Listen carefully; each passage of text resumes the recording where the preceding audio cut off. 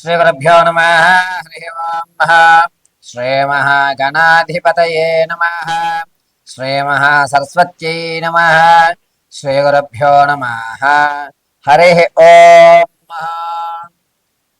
ప్రతి మాసము కూడా గ్రహ సంచారంలో అనేటువంటివి ద్వాదశ రాశుల్లో జరుగుతూ ఉండడం వల్ల మేషం నుంచి మొదలు పెట్టుకుని మీనరాశి వరకు కూడా ఏ ఏ రాశిలో ఏ గ్రహస్థితులు మారడం వల్ల వారికి జరిగేటువంటి ప్రభావం ఏమిటి, ఏ స్థితిగతులు వాళ్ళు మారుతున్నారు, ఆర్థికంగా నిలబడేటువంటి అవకాశం ఏమన్నా ఉండబోతుందా, శత్రునాశనం ఏమన్నా జరిగే అవకాశం కానీ, లేదా శత్రువులు మనల్ని ఇబ్బంది పెట్టేటువంటి అవకాశం కానీ అసలు ఏ నెలలో జరుగుతుంది, జరగడానికి ఏ రాశి ప్రభావాల్లో ఏ నక్షత్ర ప్రభావయుక్తంతో ఏ స్థితిలో వాళ్ళు రావడం వల్ల మనలో ఆలోచనలు మారుతున్నాయి అనేటువంటి విషయంలో, పైగా ఈరోజు ఆలోచించేటువంటి విధానం రేపు ఉండదు.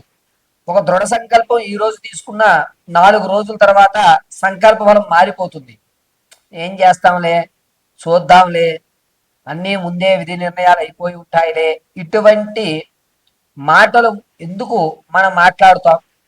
ప్రమాదాలు అనేటువంటి ఈ నెలలోనే ఎందుకు జరుగుతాయి? కొంతమందికి ప్రతి సంవత్సరము కూడా ఏదో ఒక మాసంలో అదే మాసంలో జరుగుతూ ఉంటాయి. అలా ఎందుకు జరుగుతాయి? వీటన్నిటికీ గల కారణాలు ప్రధానంగా ఏమిటంటే నక్షత్ర ప్రభావాల యుక్తంతో రాసులలో నవనాయకుల యొక్క సంచారణ మారడం వల్ల జరగటం అనేటువంటిది జరుగుతుంది. పౌర్ణమి అమావాస్య వ్యవస్థతోటి గ్రహణాల యొక్క స్థితిగతులు అనుసరించుకుని ఈ నవగ్రహాలు స్థానాలు మారడం వల్ల మన యొక్క జాతకంలో అనేకమైనటువంటి మార్పులు జరిగి మనం అనుకున్నటువంటి అచీవ్మెంట్ అవ్వడం, చివరి వరకు ధనం వస్తుంది అనుకుని చివరి మూమెంట్లో రాకపోవడం, వివాహం అవ్వడానికి అన్ని ఏర్పాట్లు చేసుకున్న తర్వాత ఏదో ఒక ఇబ్బందితో దూరం అవ్వడం, ఈ నెల నేను కన్ఫామ్ అయ్యాను పర్వాలేదు అనుకున్నప్పుడు అది మళ్ళా ఇబ్బంది పెట్టడం, ఎంత ప్రయత్నించినా ఉద్యోగ ప్రాప్తి కలగకపోవడం, ఎంతసేపటికి కూడా అందరూ బాగానే ఉన్నారు, నా యొక్క జాతకంలోనే ఇబ్బందిగా ఉంది, నేనొక్కడిని మాత్రమే సమాజానికి వ్యతిరేకంగా ఉన్నాను అనేటువంటి ఆలోచనలు రావడం, వీటన్నిటికీ గల కారణాలు ఏమిటంటే నవనాయకుల యొక్క స్థితిగతులు ఆధారం. ఇప్పుడు మనం మార్చి 15వ తారీఖు నుంచి ఏప్రిల్ 18వ తారీఖు వరకు కూడా రవి స్థానం మారుతూ ఉండడం వల్ల మేషం నుంచి మొదలు పెట్టుకుని మీనరాశి వరకు కూడా ఏ విధమైనటువంటి స్థితిగతులు మారుతున్నాయి అనేటువంటి విషయాన్ని మనం చర్చించుకుంటాం. ఏ విధంగా వీరు ఆర్థికంగా కానీ లేదా వీరి ఆలోచన విధానాలు ఏమైనా మార్చుకోవాలా, ఈ నెల నుంచి వచ్చేటువంటి నెల వరకు కూడా వీరి యొక్క ఆలోచన యుక్తం మారడానికి ఏ విధమైన రెమెడీస్ చేసుకోవాలి, అదేవిధంగా కోర్టు సంబంధితం కానీ భార్యాభర్తల మధ్య చికాకులు కానీ లేకపోతే విద్యలో ఉన్నతమైన స్థితిగతులు పొందడం కానీ మీరు అనుకున్నటువంటి రంగంలో అనుకున్న విధంగా మీ యొక్క విజయకేతనం ఎగరవేయడానికి అనుకూల వాతావరణాలు ఎప్పుడు కలుగుతాయి, వీటన్నిటినీ మనం చాలా క్షుప్తంగా చాలా ఈజీగా మనం ఈ వీడియోస్ నుంచి తెలుసుకుంటాం. ఎక్కడి నుంచి? మేషం నుంచి మొదలు పెట్టుకుని మీనరాశి వరకు కూడా రవి సంచరించడం వల్ల జరిగేటువంటి స్థితిగతులు. అందరిలాగే ద్వాదశంలో రవి, అష్టమంలో రవి, రవిస్థానం గురుడు వక్రీభవిస్తూ 8వ ఇంటి నుంచి 11వ ఇంటికి చూస్తోంది. ఇలాగా మనం వివరించామనుకోండి, మీరు అర్థం చేసుకునేటువంటి స్థితులు కొంతమందికి ఉంటాయి, అర్థం కాని వారు కొంతమంది ఉంటారు. కాబట్టి రవిస్థానం మారుతూ ఉండడం వల్ల మేషం నుంచి మీనం వరకు ఏ ఏ ఫలితాలు జరగబోతున్నాయి అనేది మనం అత్యంత క్లియర్గా ఇప్పుడు మీకు వివరించి చెప్పడం జరుగుతుంది. ఈ రవి సంక్రమణ జరగడం అనేటువంటి దాని వల్ల జరిగేటువంటి ప్రభావాలు కేవలం గోచార రీత్యా మాత్రమే తెలియజేస్తున్నాను. ఇది గుర్తుపెట్టుకోండి, నేను తెలియజేసేది కేవలం గోచార రీత్యా మాత్రమే, వ్యక్తిగతంగా కాదు. ఈ విషయాన్ని దృష్టిలో పెట్టుకుని చక్కగా నేను చెప్పేటువంటి మేషం నుంచి మీనం వరకు కూడా రానున్న మార్చి 15వ తారీఖు నుంచి ఏప్రిల్ 18వ తారీఖు వరకు జరిగేటువంటి విపత్తులు దానివల్ల తీసుకోవాల్సిన జాగ్రత్తలు, మనం ఎదరికి వెళ్ళాలంటే ఏ విధంగా ఉండాలి అనేటువంటి మన కఠినమైన నిర్ణయాలు ఇప్పుడు మనం తెలుసుకుందాం.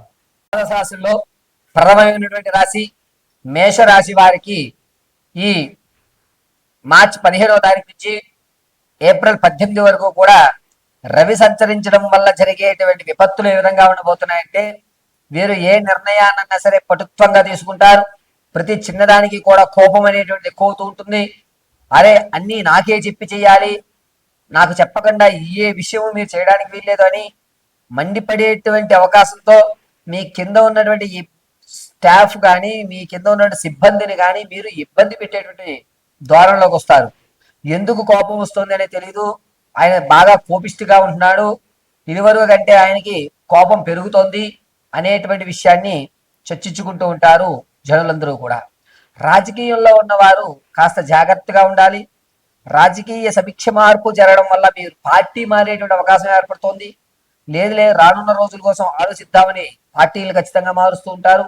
ఈ నెలలో సంగీత సాహిత్య సినీ కళా పరిశ్రమలో ఉన్న వారికి మాత్రం ఈ నెలలో చాలా అద్భుతంగా ఉందని చెప్పుకోవచ్చు. మార్చి 15వ తారీఖు తర్వాత నుంచి ఉగాది తదనంతరం వీరికి అద్భుతమైనటువంటి అవకాశాలు ఎదురు చూస్తున్నాయి. దీనివల్ల రవి సంచరించడం కూడా మారుతూ ఉండడం వల్ల చక్కటి ఫలితాలు అనుకున్నటువంటి విధానాల్లో వీరు పొందుపుచ్చుకుంటూ ఉంటారు. పైగా వీరి యొక్క ఆలోచన విధానం అనేది స్పష్టంగా ఉండడంతో ఎవరు ఏమంటున్నా సరే పట్టించుకోకుండా కేవలము మీ యొక్క గోల్స్ మీద మాత్రమే మీరు కాన్సన్ట్రేషన్ చేయడం జరుగుతుంది. ఇలా జరుగుతూ ఉండడం వల్ల మీ ఆలోచన ధోరణి ఉన్నతంగా ఏర్పడే అవకాశం, కొత్త కొత్త బంధాలు మీరు ఏర్పరచుకుంటుంటారు. దీనివల్ల విందు వినోద శుభ కార్యక్రమాల్లో పాల్గొనడం, మీకంటూ తెలియని కొత్త కొత్త ప్రదేశాల్లో కొత్త కొత్త వ్యక్తులతో పరిచయాలు ఏర్పడడం ఖచ్చితంగా ఉగాది వెళ్ళిన తర్వాత జరుగుతుందండి. ఈ మేషరాశి వారు వ్యాపారాలు కూడా సమతుల్యంగా ఉంటాయి. కోపం అనేటువంటిది విడిచిపెట్టాలని నిర్ణయం తీసుకుంటారు.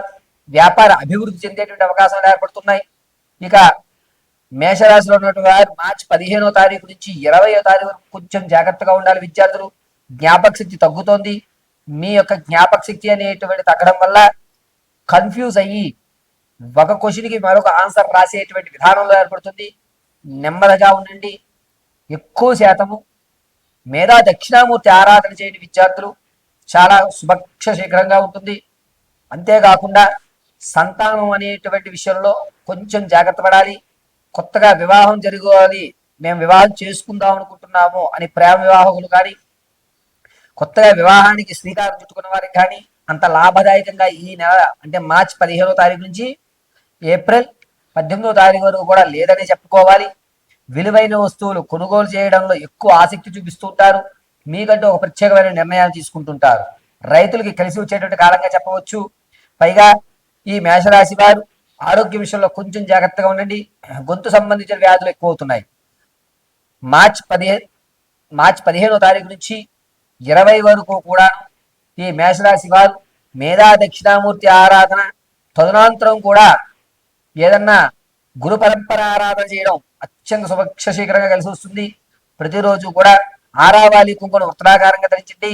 అమ్మవారి కటాక్షం కలుగుతుంది.